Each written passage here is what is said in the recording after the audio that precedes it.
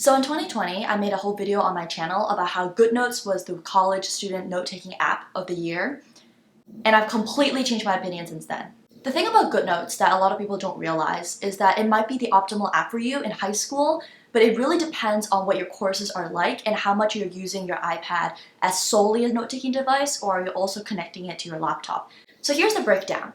GoodNotes is great for a college student who has a lot of slides that you might want to annotate, but not great for anybody who might still use their computer to type down notes, to do labs, to do any research projects or any coding. Some of my classes have this structure.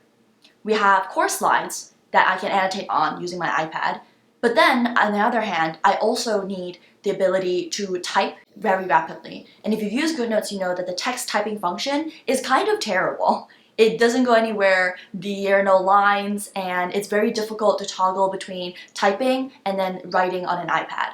So my solution to this was painfully simple. I transitioned to a completely free-to-use app that doesn't require anything but an account to sign in. And that is Microsoft OneNotes. I never realized how wonderful OneNotes was until I compared it with GoodNotes for my classes. So OneNote automatically syncs between your iPad or whatever device with your laptop. So this enables me to import my code in R or in Stata, as well as my typing assignments from my laptop, and then immediately be able to see it on my iPad. And the reason why this solves so many of my problems with GoodNotes is because GoodNotes is primarily, I think, a writing, annotation-based note-taking app. But if you're doing anything other than just simple annotation on slides, if you're taking notes, if you're typing down big blocks of text, if you want to analyze such blocks of text, if you want to input any sort of links or do some of your studying on a laptop, GoodNotes is not for you. I say this after I painfully bought Notability and GoodNote, and ultimately I'm now using a completely free app. So if you are a college student majoring in something that is maybe not theoretical biology, I would highly recommend you to get off GoodNotes.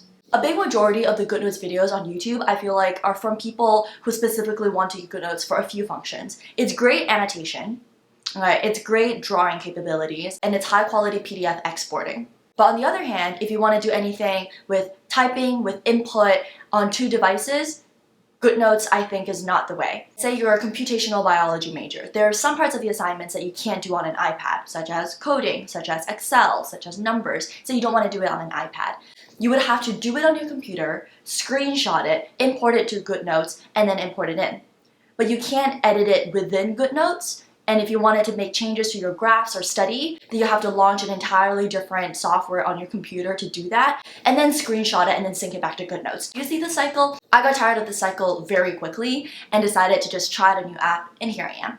That being said, OneNote does have its cons for someone who uses both iPad and laptop to study. And the main one is perhaps just because I'm not used to a system where there are no specific pages. As you know, OneNote is an endless scrolling in both horizontal and vertical direction, and for me, when I'm exporting my notes to PDF, it sometimes has this really odd cutoff situation, and I don't really know how to fix that. I've been looking online, and the best I can come up with is to actually open it in GoodNotes on my iPad and then export it to PDF. So in some ways, I think GoodNotes is still an app you should keep around if you've already bought it. But if you don't have GoodNotes yet and you're on OneNote and you want to export it, I think your best way is to turn on page view and turn it into an A4 size and then format your notes that way. But as someone who doesn't really export my notes to PDF that often, because I could just study on OneNote with iPad or with laptop, this function really wasn't that useful for me.